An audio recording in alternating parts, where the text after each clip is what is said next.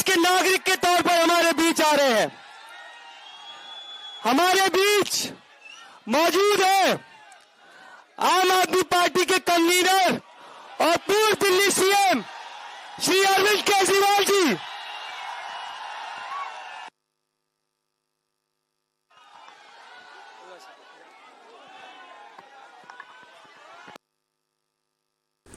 दोस्तों, जैसा कि हम जानते हैं कि सोनम वांगचुक अभी धरने पे बैठे हुए हैं, वो अनशन पे बैठे हुए हैं और ये 19वां दिन था जब उन्होंने अनशन किया। आज अरविंद केजरीवाल आम आदमी पार्टी के जो अध्यक्ष हैं, जो पूर्व चेयरमैन, जो पूर्व मुख्यमंत्री हैं दिल्ली के, वो आज आए हुए थे भाषण देने के लिए और उनसे मिलने के लिए। देखिए उन्होंने पूरी वीडियो में देखिए उन्होंने क्या कहा, क्या क्या हुआ वहाँ पे। उनके साथ अभिजीत दीपके थे, संजय सिंह भी आए थे उनके साथ, और केजरीवाल ने काफ़ी देर, कम से कम 10-15 मिनट भाषण दिया।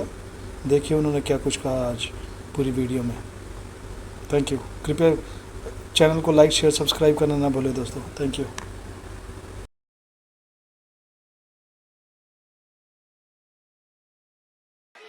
धर्मेंद्र प्रधान इस्तीफा दो। तालियां हो जाए सर के लिए।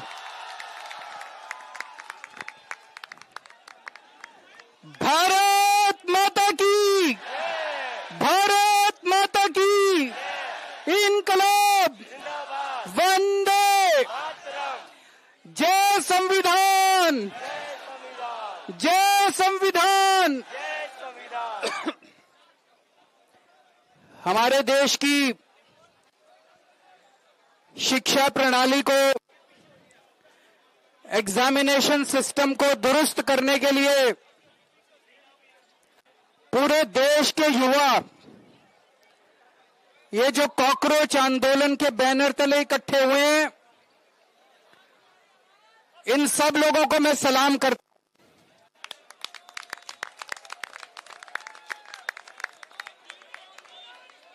मैं सोनम वांगचुक जी को सलाम करता हूं।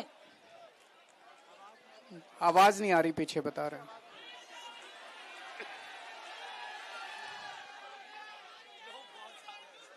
आवाज आ रही है पीछे? मैं सोनम वांगचुक जी को सलाम करता हूं, जो अपने लिए नहीं, आप लोगों के लिए, युवाओं के लिए, हमारे देश के बच्चों के लिए अपनी जान दांव पे लगा के पिछले 19 दिन से अनशन कर रहे हैं। आज उनका 19वां दिन है। हमारे देश में ऐसे बहुत सारे टीचर्स हैं, जब पेपर लीक हुए, पेपरों में धांधली हुई, उन लोगों ने अपने अपने शहर से आवाज उठाई, उनको गिरफ्तार कर लिया गया, उनको तरह तरह से टॉर्चर किया गया, उनके खिलाफ एफआईआर की गई। उन सब लोगों को मैं सलाम करता हूं। सोनम वांगचुक जी एक बहुत बड़े एजुकेशनिस्ट हैं। लद्दाख के लिए, देश के लिए उन्होंने पहले भी कई बार अनशन किए हैं। जिस तरह से उन्होंने देश के लिए आज अपनी जान दांव पे लगाई हुई है, उन्हें मैं सलाम करता हूं। दोस्तों, जितने कॉम्पिटिटिव एग्जाम होते हैं, जब कॉम्पिटिटिव एग्जाम बच्चा देने जाता है, वो कोई एग्जाम नहीं होता, वो उसके लिए एक सपना होता है। वो एग्जामिनेशन हॉल में घुसता है, उसे एक विश्वास होता है कि मैं अपनी मेहनत और अपने इंटेलिजेंस के बल पे अपना भविष्य बनाऊंगा। मैंने भी आईआईटी के पेपर दिए थे। आईआईटी के पेपर में सक्सेसफुल होकर मैं आईआईटी गया था, लेकिन उन दिनों में पेपर लीक नहीं होते थे। मैं सोच रहा था अगर पेपर लीक हो रहे हो तो उन दिनों में हो सकता है मेरा आईआईटी देने का कॉन्फिडेंस ही नहीं बनता। मेरे दोनों बच्चे आईआईटी से हैं। मेरे दोनों बच्चों के टाइम पे भी पेपर लीक नहीं होते थे। लेकिन आजकल जिस तरह से पेपर लीक होने लगे हैं पिछले कुछ सालों से, वो जो कॉन्फिडेंस है एक बच्चे का, कि अगर मैं मेहनत करूंगा, अगर बच्चा इंटेलिजेंट है तो मैं अमीरों के बच्चों को भी पीछे छोड़ दूंगा। आज वो कॉन्फिडेंस लड़खड़ाने लगा है। ये सही नहीं है। ये देश के लिए बहुत खतरनाक है। ये देश के लिए बहुत खतरनाक बात है। नीट का पेपर लीक हुआ, इन्होंने क्या किया? हर साल पेपर लीक हो रहे हैं। 2024 में जो पेपर लीक हुआ था, उसका जो मास्टरमाइंड था, उसको बेल दिला दी। ये अब सिस्टम बन गया। हर साल पेपर लीक होते हैं, कमेटी बैठती है, जांच होती है, एफआईआर होती है, गिरफ्तारी होती है, बेल हो जाती है और फिर अगले साल के पेपर लीक होने की फिर तैयारी शुरू हो जाती है। ये देश कब तक बर्दाश्त करेगा? देश का युवा, ये बच्चे कब तक बर्दाश्त करेंगे? इन्होंने नीट के पेपर के बाद 20 बच्चों ने सुसाइड कर लिया, 20 से ज्यादा बच्चों ने। पर इनको कोई अकल नहीं आई, इनके सर पे जूं नहीं रेंगती। जितने बच्चे सुसाइड कर लें, वो बच्चे हमारे थे, हम लोगों के घर के बच्चे थे वो। लेकिन इन्होंने कुछ नहीं किया। सीबीएसई में पूरा इवैल्यूएशन सिस्टम गड़बड़ा गया।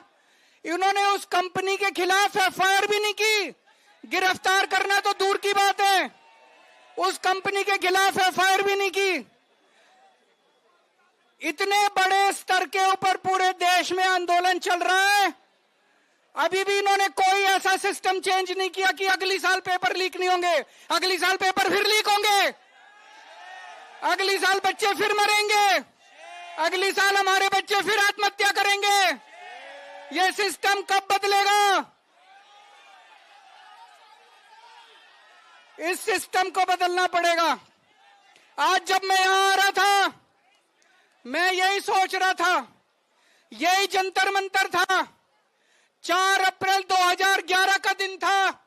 यहां पे अन्ना हजारे बैठे हुए थे, यहां पे सामने अन्ना हजारे जी बैठे हुए थे। उस वक्त की सरकार को भी बड़ा अहंकार था।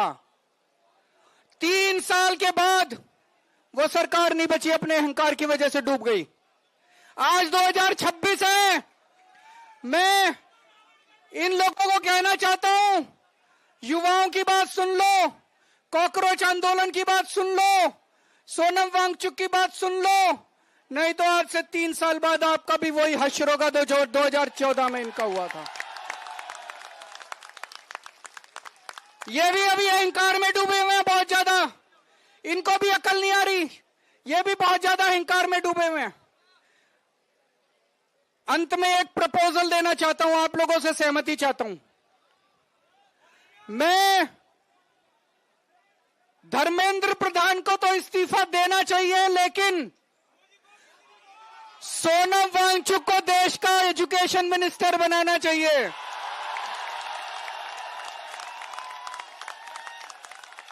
होना चाहिए कि नहीं होना चाहिए? हाथ खड़े करके बताओ कि सोनम वांगचुक। तो मैं प्रधानमंत्री जी को कहना चाहता हूं, धर्मेंद्र प्रधान को हटाओ और सोनम वांगचुक को देश का शिक्षा मंत्री बनाओ। मेरे को पता है प्रधानमंत्री जी सुनने वाले नहीं है, प्रधानमंत्री जी करेंगे नहीं है। क्यों नहीं करेंगे? उनको डर लगता है ये सोनम वांगचुक कोई क्रांतिकारी चीज ना कर दे। पर दोस्तों, मैं आपसे पूछना चाहता हूं, आज जितनी शिक्षा व्यवस्था सड़ गई है, जितनी खराब हो गई है, उसमें हमें क्रांतिकारी कदम ही चाहिए। बिना क्रांति के शिक्षा व्यवस्था ठीक नहीं होने वाली। हमें सोनम वांगचुक जैसा क्रांतिकारी शिक्षा मंत्री भी चाहिए और उसके क्रांतिकारी कदम भी चाहिए। दोस्तों, 20 तारीख को मैं सब लोगों से, देश के कोने कोने में जो लोग सुन रहे हैं, जो लोग सोशल मीडिया पे देखेंगे, जो लोग मीडिया के जरिए देखेंगे, सबको अपील करना चाहता हूं, ज्यादा से ज्यादा संख्या में यहां पे आइएगा और 20 तारीख के इस आंदोलन को, इनके कॉल को, पार्लियामेंट तक के जो यात्रा है उसको सफल बनाना है। ज्यादा से ज्यादा संख्या में आना है। भारत